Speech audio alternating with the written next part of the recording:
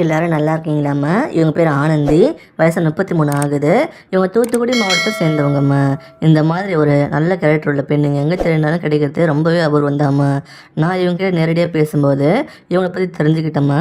இவங்க பேரண்ட்ஸ் 2 பேருமே படுத்த படுக்கையாகி இருந்தபோது இவங்க தான் அவங்கள பல வருஷமாக கூட வந்து பார்த்துக்கிட்டு தான் சொல்கிறாங்க.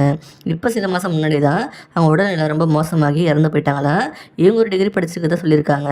பேரண்ட்ஸ்க்காக பார்த்துட்டு இருந்த வேலையை விட்டுட்டு இவங்க பேரண்ட்ஸ் கூட தங்கி இவங்க வீட்டில் ஊறுகாய் பிஸ்னஸ் செஞ்சு பார்த்துட்டு இருந்ததா சொல்கிறாங்கம்மா. இப்போ பேரண்ட்ஸ் போன அப்புறம் 2 பேரை வேலைக்கு சேர்த்து நல்லா பண்ணிட்டு இருக்கதா சொல்லியிருக்காங்க. இவங்க கொஞ்சம் நடுத்தர குடும்பம் தாம்மா.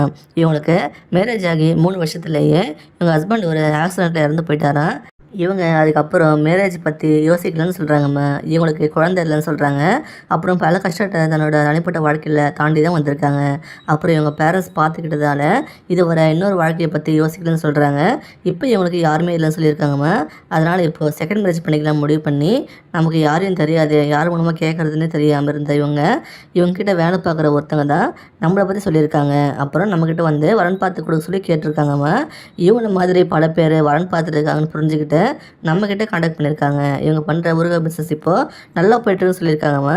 அதனால் செகண்ட் மேரேஜ் பண்ணுறவங்க இவங்க கூட வந்து இவங்க பண்ணுற பிஸ்னஸ்க்கு சப்போர்ட் பண்ணணும் எதிர்பார்க்குறாங்க.